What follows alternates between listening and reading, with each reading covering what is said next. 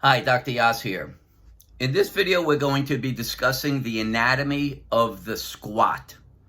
It is the most important exercise in developing strength of the quad, and I also think it is one of the most misunderstood exercises. There's really no great location to get an understanding of the true physics behind how the squat should be performed. You're certainly not going to get it in a weightlifting magazine or book. You really have to be a biomechanist to understand exactly what the premise is in terms of where the force should be running so that you can use your quads most effectively. By definition, the squat means that the shoulder, the knee, and the ankle are all in alignment throughout the course of the movement. A deep knee bend, on the other hand, is where the shoulder, the hip, and the ankle or the foot is in alignment. So what you find is almost all people, when they're squatting, they're doing kind of a morph between a deep knee bend and a squat. Most people don't recognize for the squat to be actually considered a pure squat, you must sustain alignment of the shoulder, the hip, the knee, and the ankle throughout the entire process. So what you find most people doing is their knees are coming forward, when in fact, the knee stays exactly in the same place throughout the entire motion, and in fact, it's the butt going backwards. A good functional representation of a squat is sitting down on a toilet. That's the way I try to teach it to people. Right? If your knees came forward and your butt came right down, you would miss the toilet seat. But if your knees stayed exactly in the same place and your butt went back, you'd be able to sit on the toilet seat.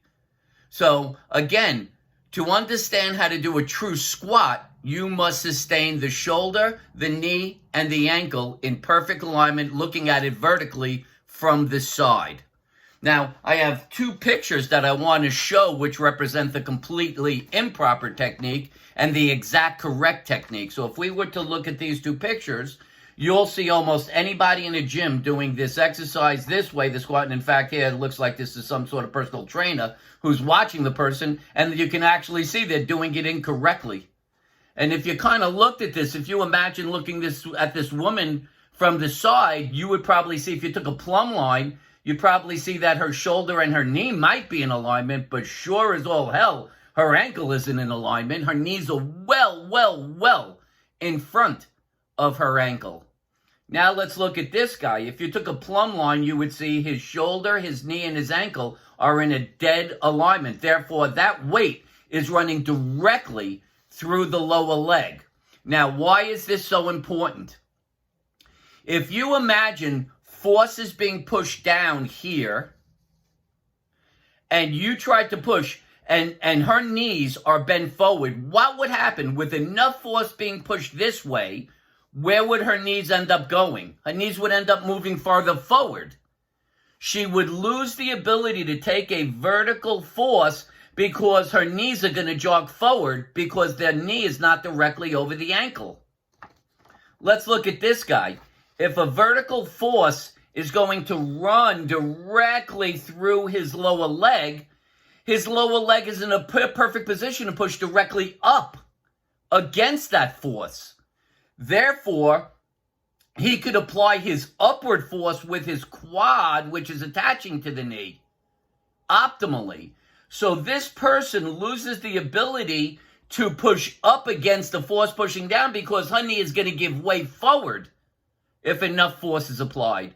This guy, with his lower leg in a perfect vertical position, or very close to perfect vertical, as that force gets pushed down, his lower leg is in this position to absorb that force, and therefore he can push up against it.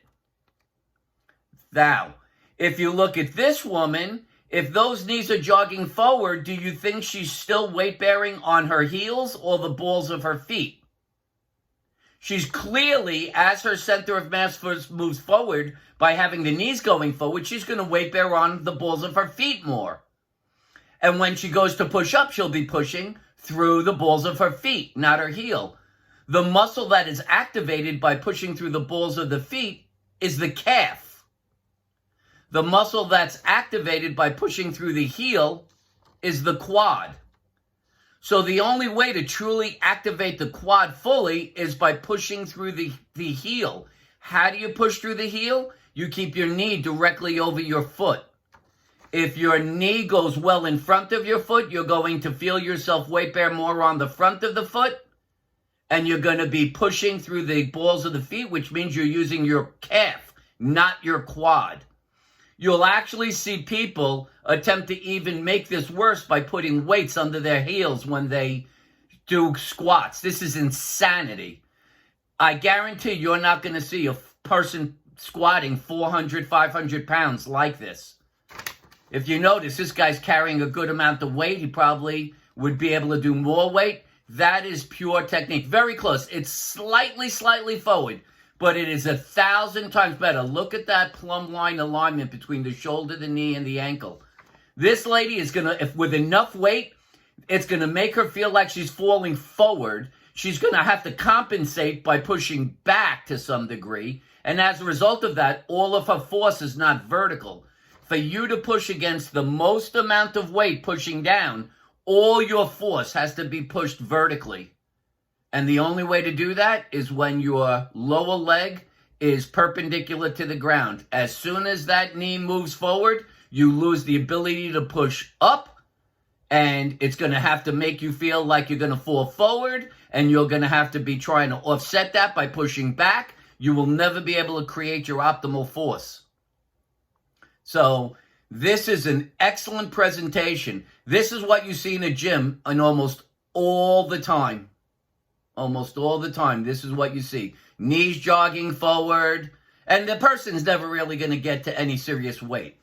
This is a weightlifter. This guy looks like a weightlifter. This is what a weightlifter looks like. And if you're concerned about the fact his feet are wide apart, the reason he's doing that is because his thigh ends up angling out to the side from his hip joint, and as a result of that, it allows him to be able to put his butt back properly without having to severely arch his back. This is how I squat. My feet are that wide apart, and it allows me to be able to keep my knee directly under my ankle while still bringing my butt back, sustaining the proper shoulder position, and reaching this position of almost exactly where my thigh is parallel to the ground. So look at these two pictures. This is very bad, ineffective. You also are creating compression. This is going to create a shearing force. As the thigh goes forward and the lower leg goes forward, your kneecap is being compressed in the joint excessively. That can lead to knee pain. Here, the tibia, the lower leg, is maintained in the optimal position, and you have the thigh bone rotating around the knee joint. That is what the joint does. It is a pivot joint.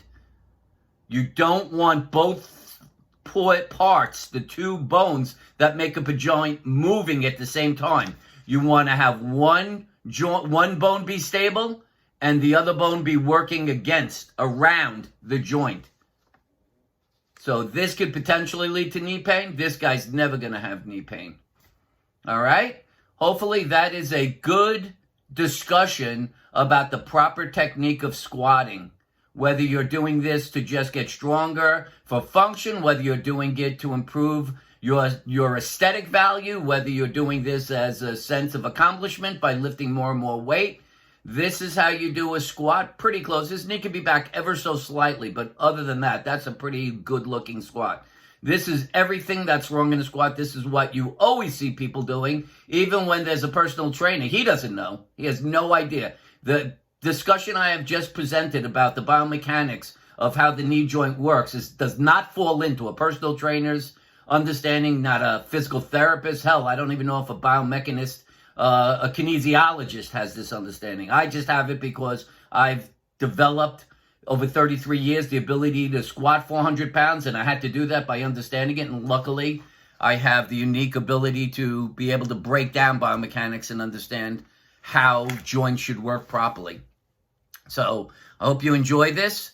Again, this is not necessarily just related to pain. This is a nice discussion for anybody who's looking to do squats for whatever reason that they choose. Again, you could do this with resistance bands or with free weight, but regardless, the technique still must be done correctly. So, all right, if you like this video, give it a thumbs up.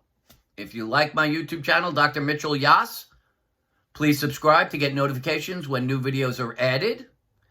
If you have any questions regarding your issues, what's causing your pain, how to resolve the cause of your pain, you could certainly contact me at drmitch@mitchellyass.com, DRMITCH at MITCHLLYASS.com, drmitch@mitchellyass.com.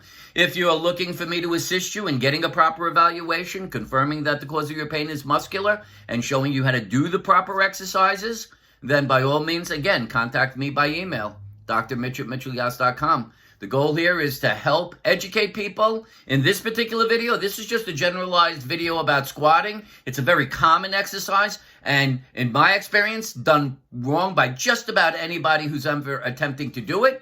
So I thought it would be great to really get into the nuance of the mechanics of it and help people. If you're doing it to resolve pain, God bless, then that's just as good and an important reason to be doing it. I just want to give applicable information so people can do what they need to resolve their symptoms or just obtain optimal function. Very important. That's what life's about. Doing what we want when we want. The only way to do that is to be properly strong, balanced, and have whatever functional level you're looking to achieve. For now, Dr. Mitchell Yass wishing you a pain-free, fully functional life. Bye-bye for now.